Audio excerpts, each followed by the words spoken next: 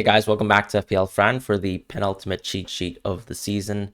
This is of course our last double game week and one where we have to probably target the United team first before we actually think about Man City. My personal opinion of course is you are looking at United because they're playing two great fixtures, whereas with City, there is a real gamble to say if they win the first game or even if Arsenal were actually to lose the first game to Nottingham Forest, that there will be an inevitable amount of rotation. This is the first time we've seen a Man City team get to, let's say, game week 37 with 2 games left in the season. If you consider after the Chelsea game where they might have already won the league and they're now preparing ahead, maybe resting some players in game week 37, that second leg versus Brighton, and then therefore you could even interpret game week 38 as a dress rehearsal. So when you look at City assets, I think the first thing to think about is in your head, who's going to play on game week 37, at least one fixture or even two potentially, and then also on game week 38, what's going to happen there if it does seem like it's a opportunity to, let's say, play 60 minutes of what you would think to be the FA Cup final team on game week 38.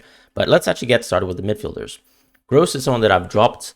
I think the one thing that makes McAllister still a top option, you might actually question it after the rest, is simply him getting rested probably suggests that he'll start the next game. In terms of maximizing results, this is an opportunity to get good points from Mitoma and McAllister, and I would expect that Mitoma will continue to play. He does have a very thin squad right now, and that is going to be an issue. And I do think that McAllister will be rested for that Southampton game where he will start, hopefully. And the difference between someone like McAllister and Gross, even though they at times play deeper positions on the pitch, is simply McAllister being able to get penalties for this Brighton team. As far as Eze, he actually rises towards a secondary option. We know he's actually the penalty taker right now for Crystal Palace, and I just think Eze is actually one of those prime targets that you want to go for in Game Week 38. He doesn't have a double necessarily this week, so I wouldn't think about him as a priority free transfer, particularly since this is an away game. But Eze is definitely someone on my mind, and I would think about him too, very similar to how I've included Trossard in the tier below. Trossard is someone who comes in because we know Martinelli is going to miss out on these two fixtures. And this is an opportunity to go for someone like Leandro here, who has posted very, very good effective assist numbers. And when you compare it to Odegaard, the crowning point of his season really is the fact that he is the best finisher in the league when it comes to converting expected goals. And whether you think he'll continue to do that is probably another question. I also think that there's the element of, on Game Week 38, will we see some Arsenal rotation? Because it's more than likely after Game Week 37 that any results, even the 1% chance that Arsenal have to win the league, would probably be diminished. And so you have to think about, if you're bringing in Arsenal players or even keeping them this week, is it actually that worthwhile? Because is it not better to punt maybe into a City midfielder this week if you have that sort of budget? Obviously, in the territory of Mitoma, McAllister, and Gross, I'm not suggesting you would transfer them out this week. I don't think it makes sense, even if you think McAllister will continue to stay on the bench because they're so cheap. However, if you have some budget flexibility and you own someone like Odegaard, this could be the week to move simply into that 7.0 to 7.9 range where you're targeting someone like Mahrez or bringing back Rashford into your team.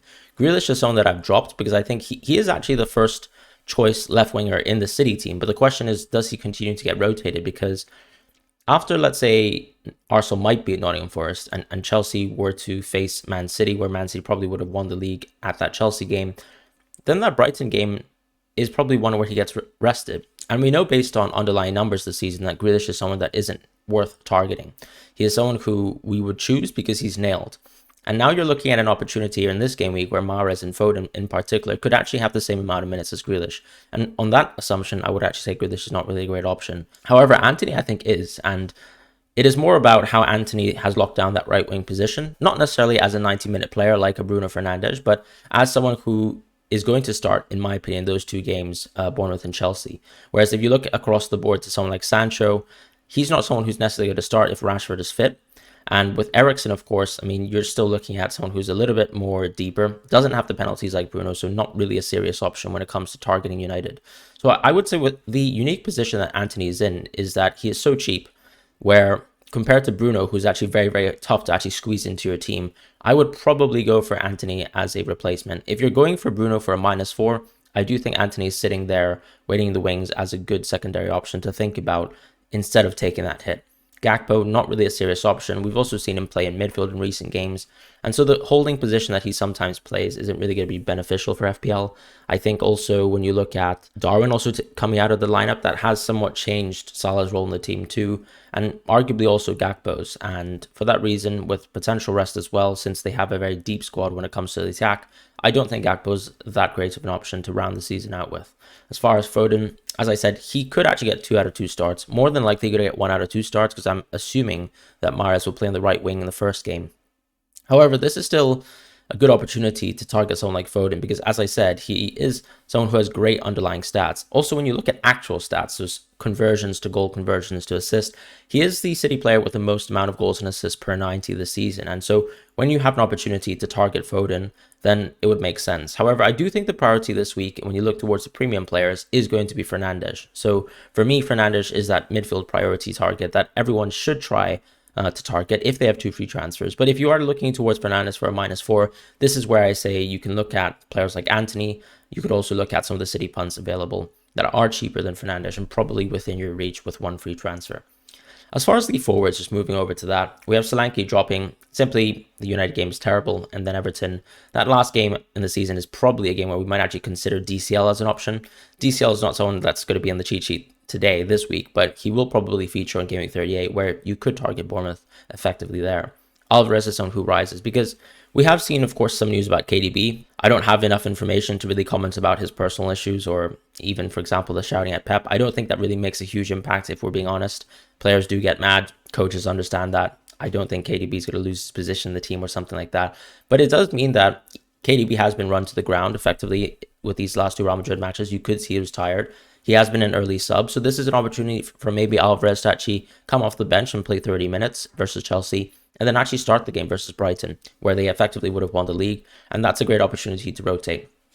Even when it comes to talk about someone like Erling Haaland, for example, you could even see that Haaland could get rested on the Brighton game. That hasn't happened this season, but I would also argue that most of the games this season that City have played, there was actually something in it, outside, of course, the maybe extension of the goal-scoring record that Haaland could do with that Brighton game. But I do think this is a great opportunity to target Alvarez for more minutes, and this is conceivably one of those where I think Alvarez and Mahrez are probably my 2 picks to say, outside of the starting 11, these are the 2 players that you could punt on for City that you haven't really been able to punt on in previous times this season.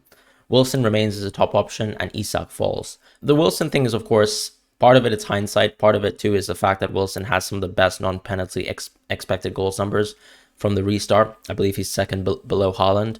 But we have seen, if you look at his FPL history this season, particularly from the restart, that he's had very inconsistent minutes. This is probably the 2 game weeks back-to-back where we've seen more minutes than we would have expected. And, of course, shout-outs to the Wilson captainers there. But what that sort of strengthening in Wilson's minutes really means is that Isak has to drop as an option, because that takes away more minutes where Isak is the potential penalty taker. Also just takes out more minutes where he is that central deep striker. So, of course, when you look at, for example, how Wilson converted that 3rd goal in Brighton, that's the sort of position that you'd love Isak to be in, but unfortunately, he's not going to play in that role if Wilson continues to play. And I do think that when you look at, of course, Brighton dropping points and potentially even Liverpool or United dropping points, that Leicester game has to be, once again, the full strength XI being played, and I do think Wilson is part of that. So Wilson is going to continue as a top option, whereas Isak, I think, falls, because you wouldn't really want Isak at left wing versus Leicester, and that's kind of my opinion on that. Martial actually joins the cheat sheet as an option this week. Martial is someone who I wouldn't really be confident in getting more than 90 minutes, but given the strength of the opposition here, Chelsea at home and then also Bournemouth away, this is a good opportunity to actually look towards Martial if, as I said, you're looking for someone who is going to be that 3rd United option, particularly if you cannot afford Bruno. So downgrades to Alvarez, downgrades to Martial could definitely be on your radar, simply because you are trying to gamble on that double. And when we look at, let's say, the City versus United doubles, one thing that I did say about Alvarez is I'd be more confident about minutes in the Brighton game, whereas with Martial, you could maybe be more confident about minutes in the Chelsea game too.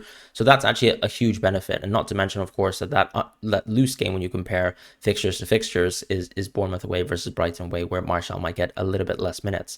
And yeah, that's why I think Martial is a good option. But because he's injury prone, because he's not necessarily someone who we're that confident in, as a player and the ceiling of him compared to Alvarez, I would say he's still a secondary option. Jesus is someone who remains as a top option, and I've obviously taken Watkins out of the cheat sheet. He could be someone that you think about in Game Week 38, but Aston Villa don't really have much to play for in the league, and that's ultimately what I would say. Whereas with Arsenal, of course, even though they don't have much to play for in Game Week 38, I can't really see Jesus losing too many minutes because there's not that much depth and rotation, and we know that this Arsenal team's goal-scoring ceiling is much higher than Aston Villa. And so that's why I don't even think Watkins is that serious of a punt when you look at the mental and even, of course, the statistical underlying stats. As far as 9.0 plus, Kane and Haaland still top options. Kane is someone who's, of course, going to, I think, look to maximize his numbers. So that's kind of the positive that you have there. And the same thing with Haaland as well, where I do think he might conceivably get benched one of these games, but simply just for a rest and rotation sort of piece when they've won the league. But after that, you could probably see him once again start in the Brentford game. So there's no reason to go out of Haaland, in my opinion, particularly even if you're chasing.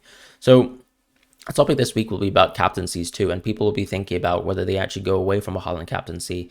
And I would probably say I wouldn't stray too far away from it, because the Chelsea game is probably one that he starts, and that's quite a devastating fixture really for Haaland himself, considering the state of this Man City team compared to Chelsea's. And if we move on to the defense now, we have a situation where we only have rises for teams that actually have good fixtures left, and that's going to be United and Arsenal. So Tierney actually joins the cheat sheet because, of course, of recent injury impacts. You could, of course, go for someone like Kiwior, who actually featured it in last week's cheat sheet, but I am kind of worried that there might be some rotation, particularly when you have more options like a holding available, particularly if, let's say, Game Week 38 wasn't really a consequential game. As far as Varane and Lindelof, these are the two options that you kind of have to make a decision between if you're targeting this United defense. I do think Varane, of course, has a higher goal scoring ceiling, but he is more expensive, and Lindelof actually has had very consistent minutes as of late. The issue, of course, is these two players are both right center-back players. So one of the issues, I suppose, is that you could see Luke Shaw conceivably go back to that left center-back position, with Rashford being in the left wing, and then something like inverted wing-back Dalot back into left-back. So that could maybe hamper Varane's minutes first, because I think Varane has been someone who's been super injury prone this season. So I would probably still prioritize Lindelof. He is a budget saving, and he is someone that I personally think will play the two games and start them. Whereas with Varane, I think you could see rest and rotation, because maybe his body won't be able to hold up to two consecutive starts after such a long layoff, and just very, very inconsistent stop-startedness this season.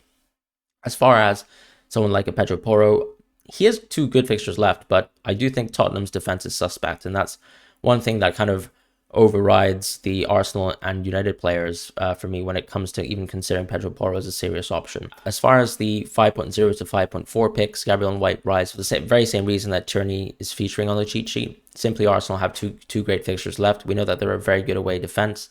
There is, of course, an element of the on the beach and whether you can actually guess towards that, but I think you can still target Arsenal quite comfortably. They don't have too many options in these defensive positions, particularly with Saliba out for the rest of the season. So that's kind of how I feel like you could still target Arsenal quite safely.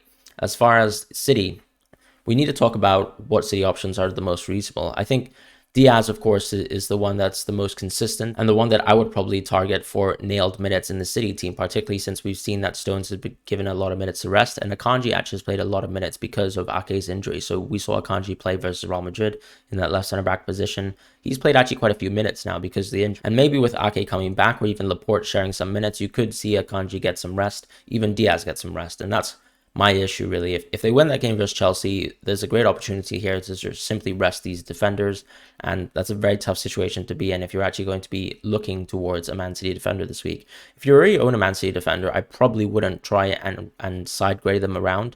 I think you have to just sort of lay in the bed that you've made and just lie in it. As far as someone to target this week, the only option I would really think about is Diaz.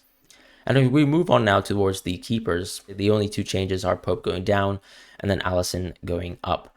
Alisson is someone who has lovely fixtures. We've seen some great performances from him. And Ederson is someone that I'm concerned about because if City win the league, you could see Ortega start one of those games. Ramsdale has been added to the cheat sheet, but these are all the keepers that you're really targeting because of doubles in 37 or simply because they're one of the best defenses, and we've seen that all season long. I wouldn't really try to spend keeper transfers right now unless you, let's say, have to get rid of an issue, which is Kepa. But that's going to be the state of goalkeepers for Game Week 37. So thank you guys so much for watching, and I'll see you guys in the next video.